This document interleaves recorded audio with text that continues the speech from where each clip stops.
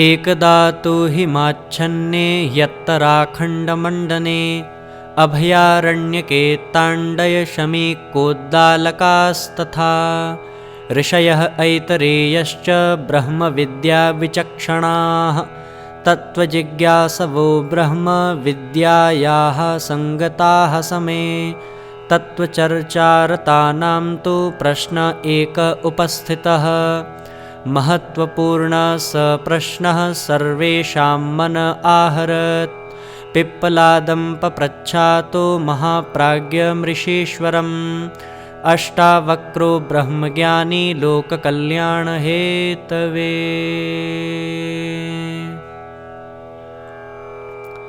अर्थात हिमाच्छादित उत्तराखंड के अभयारण्यक में एक बार तांडय, शमीक, उद्दालक तथा ऐतरेय आदि ऋषि ब्रह्म विद्या के गहन तत्व पर विचार करने के उद्देश्य से एकत्र हुए। तत्व दर्शन के अनेकानेक प्रसंगों पर विचार करते करते एक महत्वपूर्ण प्रश्न सामने आया। उसकी महत्ता ने सबका ध्यान अपनी ओर आकर्षित कर लिया। महाप्राज्ञ ऋषि पिप्पलाद से लोक कल्याण की दृष्टि से ब्रह्मज्ञानी अष्टावक्र ने पूछा। व्याख्या: ऋषि धर्म तंत्र के प्रहरी माने जाते हैं। सदैव जागरूक एवं सामयिक मानवीय समस्याओं का समाधान ढूंढने व उन्हें जन जन तक पहुंचाने वाले ब्रह्म ज्ञान को जनमानस तक पहुंचाने के उद्देश्य से ही कुंभ मेलों एवं अन्य पर्वों पर ऋषिगण एकत्र होते व परस्पर परामर्श द्वारा दैनंदिन समस्याओं का हल निकालते थे। सूत, शौनक, शिवजी काकभुषुंडी, जनक याज्ञवल्क्य, भरद्वाज याज्ञवल्क्य संवाद इस संदर्भ में उल्लेखनीय है। ऐसे समागम, सत्संग, ज्ञान गोष्ठियों में सदा सदा से महामानवों के कृत्यों, आचरणों को आधार बनाकर जीवन क्रम की रूपरेखा बनाई जाती रही है। परस्पर चर्चा में मात्र ब्रह्म विद्या के गूढ़ तात्विक विवेचन को ही स्थान न देकर ऋषिगण हर ऐसी जिज्ञासा में रुचि लेते थे जो उस समय की परिस्थितियों की दृष्टि से महत्वपूर्ण हो, भले ही वह साधारण जनमानस से संबंधित चर्चा क्यों न हो। हर मनीषी उसमें उतनी ही रुचि रखता था जितनी कि मुक्ति, योग, साधना जैसे विषयों में। ईश्वरः भूपतिः साक्षात् ब्रह्माण्डस्य महामुने मानवं राजपुत्रं स्वं कर्तुं सर्वगुणान्वितं विभूतेः स्वा आदात् बीजरूपे सर्वामुदान्वितः सृष्टिसञ्चालकोऽप्येष श्रेयसारहितः कथम्। अर्थात ब्रह्मांड के सम्राट ईश्वर ने मनुष्य को सर्वगुण संपन्न उत्तराधिकारी राजकुमार बनाया। अपनी समस्त विभूतियां उसे बीज रूप में प्रसन्नता पूर्वक प्रदान की। उसे सृष्टि संचालन में सहयोगी बन सकने के योग्य बनाया। फिर भी वह उस श्रेय से, गौरव से वंचित क्यों रहता है? व्याख्या: ब्रह्मज्ञानी अष्टावक्र की जिज्ञासा मानव मात्र से संबंधित है। नित्य देखने में आता है ईश्वर का मुकुटमणि कहलाने वाला, सुर दुर्लभ मानव योनि पाने वाला यह सौभाग्यशाली जीव अपने परम पिता से दो विशेष विभूतियां पाने के बावजूद दिग्भ्रांत हो, दीनहीन जैसा जीवन जीता है। ये दो विभूतियां हैं बीज रूप में ईश्वर के समस्त गुण तथा सृष्टि को सुव्यवस्थित बनाने में उसकी ईश्वर के साथ साझेदार जैसी भूमिका। बीज फलता है तब वृक्ष का स्वरूप लेता है। इसका बहिरंग स्वरूप उसी जाति का होता है जिस जाति का वह स्वयं है। लघु से महान, अणु से विभू बनने की महत सामर्थ्य अपने आप में एक अलभ्य विरासत है। इसे पाने के लिए उसे न जाने कितनी योनियों में कष्ट भोगना पड़ा। सहयोग, सहकार भी सुसंचालन के लिए न कि संतुलन को बिगाड़ने के लिए। ऐसे में जब गुण कर्म रूपी बीज में गलने से इनकार कर दे एवं मानव संतुलन व्यवस्था के स्थान पर विग्रह असहयोग करने लगे तो असमंजस होना स्वाभाविक है। सामर्थ्य न्यूनतायां तो साधना भाव एव वा प्रतिकूल स्थितौ वापि नरस्त्व सफलो भवेत्। यत्रैतन्नास्ति तन्नापि सृष्टिरत्नं नरः कथं दैन्येन ग्लपितेनाथ जीवतीह घृणास्पदः। अर्थात सामर्थ्य की न्यूनता, साधनों का अभाव, प्रतिकूल परिस्थितियां होने पर तो सफल न हो सकने की बात समझ में आती है, किंतु जहां ऐसा कुछ भी न हो वहां मनुष्य जैसा सृष्टि का मुकुटमणि हेय स्तर का जीवन क्यों जिए और क्यों घृणास्पद बने। व्याख्या: यदि वह सब न होता जिससे मानव समृद्ध संपन्न बन सका है तो मानव के उपरोक्त दो प्रयोजनों सृष्टि उत्पत्ति और सृष्टि संचालन में असफल रहने की बात स्वीकार्य भी होती, पर ऐसा तो कुछ है नहीं। इसके स्थान पर जन्म देने के बाद उसे तो साधन, सामर्थ्य एवं सहयोगकारी परिस्थितियों का अनुदान भी परमपिता ने दिया है। फिर वह सदैव प्रतिकूलताओं का रोना क्यों रोता है? यह ब्रह्मज्ञानी जिज्ञासु के लिए एक ऊहापोह बना हुआ है। सत्ये युगे नराः सर्वे सुसंस्कृत समुन्नतम् देवजीवन पद्धत्या जीवन्ति स्म धरामिमां स्वर्गेणैव तु दिव्येन वातावरणकेन ते भरितां विदधानाश्च विचरन्ति कथं पुनः कारणं किं समुत्पन्नं पातगर्ते यथा पतन् साम्प्रतिकीं स्थितिं दीनां गताः सर्वे यतो मुने दुर्धर्षायां विपत्तौ तु विग्रहे वाप्युपस्थिते उत्पद्यते विवशता नैतदस्ति तु साम्प्रतं सामान्यं दिनचर्यायाः क्रमश्चलति मानवाः शक्तिसाधनसम्पन्नाः पातगर्ते पतन्ति किम्। अर्थात सतयुग में सभी मनुष्य समुन्नत और सुसंस्कृत स्तर का देव जीवन जीते थे और इस धरती को स्वर्ग जैसे दिव्य वातावरण से भरा पूरा रखते थे। फिर क्या कारण हुआ जिससे लोग पतन के गर्त में गिरे और आज जैसी दयनीय स्थिति में जा पहुंचे? कोई दुर्धर्ष विपत्ति विग्रह आने पर विवशता उत्पन्न हो सकती है, किंतु सामान्य क्रम चलते रहने पर भी शक्ति साधनों से संपन्न मनुष्य अधोपतन के गर्त में क्यों गिरते जा रहा है? व्याख्या: ऐसी बात नहीं कि जब से मनुष्य को यह जन्म मिला है सृष्टि की उत्पत्ति व विकास हुआ है, वह हेय स्तर का जीवन ही जीता आया है। मानव सतयुग में सभ्य सुसंस्कृत जीवन जीव ही चुका है। श्रेष्ठता की उस ऊंचाई पर पहुंचकर फिर नीचे गिर पड़ना कहां तक उचित माना जाएगा? होना तो यह था कि आज स्थिति सतयुग से भी श्रेष्ठ स्तर की स्वर्गोपम होती, परंतु ऋषि पाते हैं कि प्रस्तुत परिस्थितियां तो नारकीय स्थिति से भी गई बीती हैं। उच्चादर्शाय संसृष्टौ मानवो यदि जीवति तिरश्चां प्राणिनां हेयस्तरेण मनसा तथा अनात्मा चरणं कुर्यात् सृष्टि संतुलनं तथा विकुर्याद् महदाश्चर्यं चिन्ताया विषयस्तथा।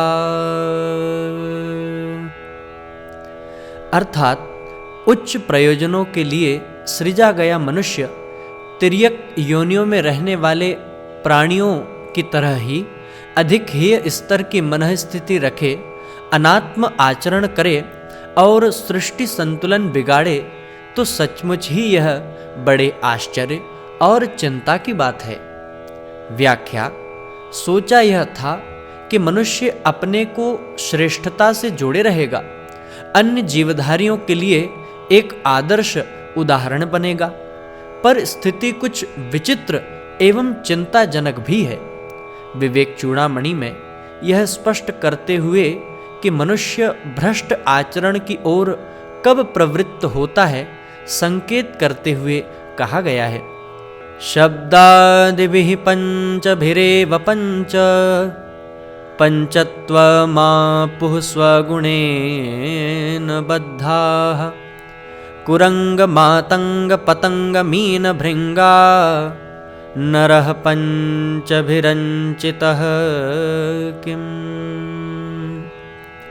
अर्थात हिरण, हाथी, पतिंगा, मछली और भौरा ये अपने अपने स्वभाव के कारण शब्दादि 5 विषयों में से केवल एक एक से आसक्त होने के कारण मृत्यु को प्राप्त होते हैं। तो फिर इन 5 विषयों में जकड़ा हुआ असंयमी पुरुष कैसे बच सकता है? उसकी तो दुर्गति सुनिश्चित ही है।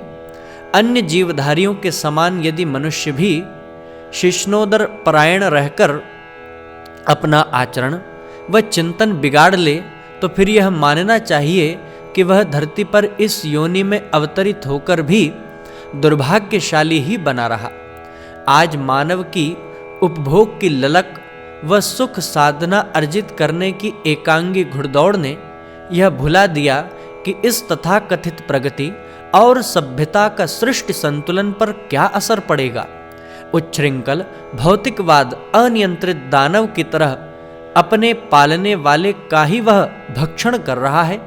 पर्यावरण, असंतुलन और अदृश्य जगत में संव्याप्त हाहाकार मानव की स्वयं की संरचना है, जो आस्था संकट के रूप में प्रकट हुआ है और जिसकी प्रतिक्रिया विभिन्न विभीषिकाओं के रूप में मानव जाति को भुगतनी पड़ रही है। इतिहास का अवलोकन करने पर ज्ञात होता है कि ऐसे उदाहरण पहले भी हुए हैं। रावण विद्वान था, अपनी तपश्चर्या के बल पर उसने अपरिमित सामर्थ्य अर्जित की। यह सब होते हुए भी उसके अपने हेय आचरण के कारण स्वयं भगवान को उसका संहार करने हेतु जन्म लेना पड़ा। भस्मासुर का उदाहरण भी इसी का द्योतक है कि उच्च स्थिति को पहुंचा मनुष्य कोई विवशता न होने पर भी दुर्बुद्धिवश स्वयं अपने लिए गड्ढा खोद ही लेता है। इसी प्रकार हिरण्याक्ष और हिरण्यकश्यपु जैसे बलवान योद्धाओं को आसुरी वृत्तियों के कारण मरना पड़ा। शुंभ निशुंभ, मधुकैटभ, महिषासुर दुर्गा जी के द्वारा मारे गए। सहस्रबाहु परशुराम जी द्वारा, बाणासुर श्री कृष्ण के द्वारा मारे गए। जरासंध भीम द्वारा दुर्गति से मारे गए। शूर्पणखा खरदूषण वन में तपस्या करने वाले ऋषियों को सताते थे। ताड़का यज्ञों में विघ्न पहुंचाती थी। बाली ने अपने छोटे भाई को निर्वासित कर उसकी स्त्री को अपनी रखेल बनाकर छोड़ा था। राम लक्ष्मण ने इन सभी को मारकर दुष्टता का अंत किया।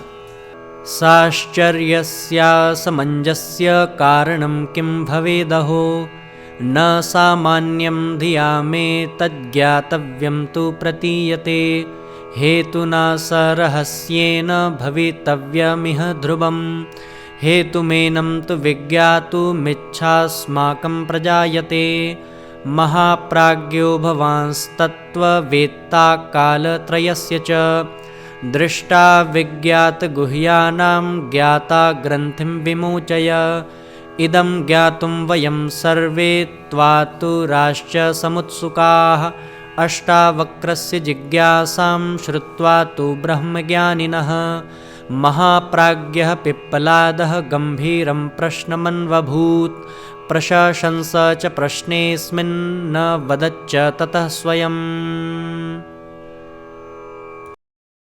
अर्थात इस आश्चर्य भरे असमंजस का क्या कारण हो सकता है? यह सामान्य बुद्धि की समझ से बाहर की बात है। इसके पीछे कोई रहस्यमय कारण होना चाहिए। इस कारण को जानने की हम सबको बड़ी इच्छा है। आप महाप्राज्ञ हैं, तत्ववेत्ता हैं और त्रिकालदर्शी भी हैं, अविज्ञात रहस्यों को समझने वाले हैं। कृपया उस गुत्थी को सुलझाइए। हम सब यह जानने के लिए आतुरता पूर्वक इच्छुक हैं। ब्रह्मज्ञानी अष्टावक्र जी की जिज्ञासा सुनकर महाप्राज्ञ पिप्पलाद ने प्रश्न की गंभीरता अनुभव की। प्रश्न उभारने के लिए उन्हें सराहा और कहा, व्याख्या: यदि यह प्रकरण सामान्य चर्चा से सुलझने जैसा होता तो प्रज्ञा सत्र में इस जिज्ञासा को उठाए जाने की आवश्यकता ही नहीं पड़ती।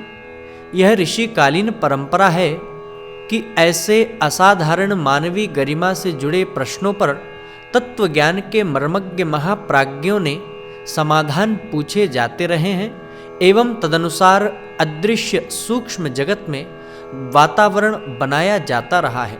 जनक एवं याज्ञवल्क्य तथा काकभुषुंडी एवं गरुड़ संवाद भी इसी प्रयोजन से संपन्न हुए हैं।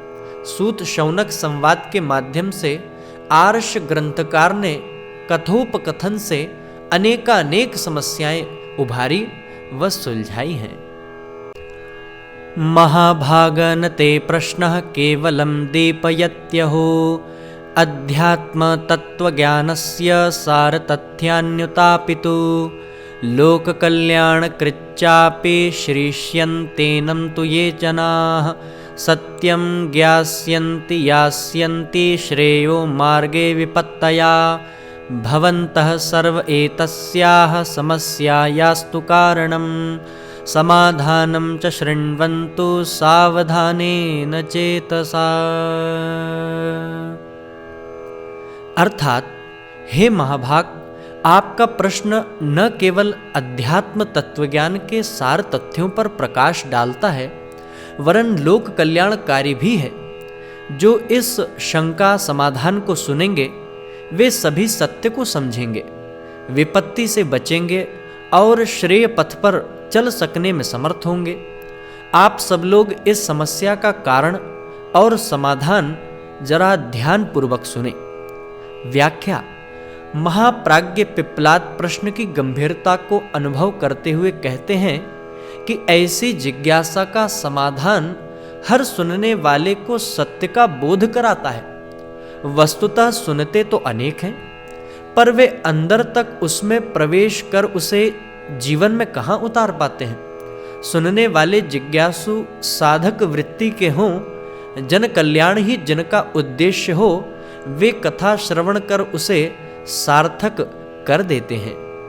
भगवान्नी मर्मेन्द्रिण्य शक्ति सौविध्य संयुतान सुविधां तत्र स्वातन्त्र्याचयनस्य च संददौ दिशां धारां जीवनं च प्राप्तौ गतिविधं तथा स्वतन्त्रमकरोदन्ये प्राणिनः प्रकृतिं श्रिताः।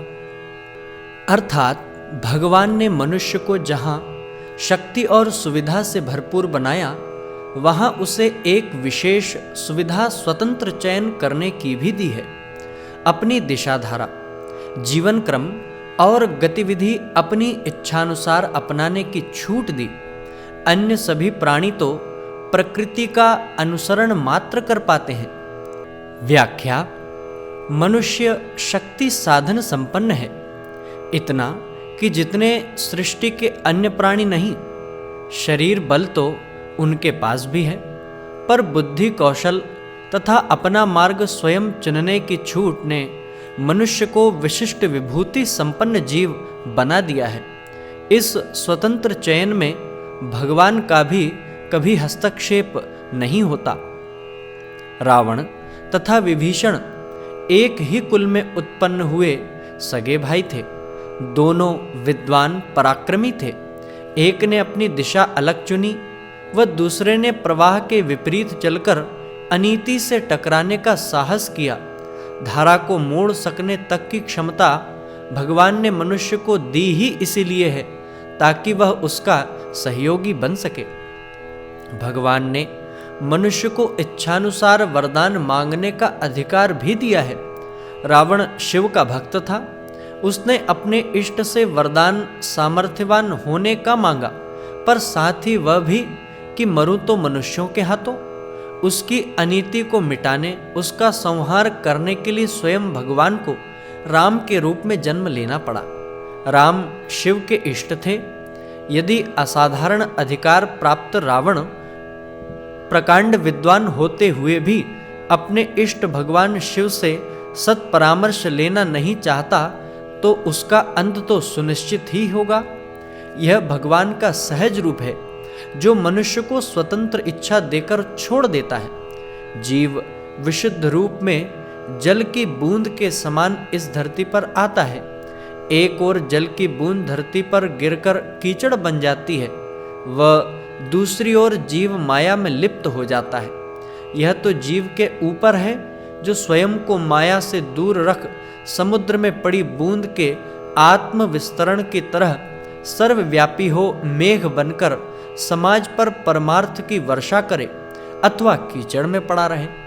मनुष्य को इस विशिष्ट उपलब्धि को देने के बाद विधाता ने यह सोचा भी नहीं होगा कि वह ऊर्ध्वगामी नहीं अधोगामी मार्ग चुन लेगा। अन्य जीवों प्राणियों का जहां तक सवाल है, वे तो बस ईश्वरीय अनुशासन व्यवस्था के अंतर्गत अपना प्राकृतिक जीवन क्रम भर पूरा कर पाते हैं। आहार ग्रहण, विसर्जन, प्रजनन, यहीं तक उनका जीवनोद्देश्य सीमित रहता है। परंतु बहुसंख्य मानव ऐसे होते हैं जो इन्हीं की तरह जीवन बिताते और अदूरदर्शिता का परिचय देते हैं। इनकी तुलना चाशनी में कूद पड़ने वाली मक्खी से भी की जा सकती है।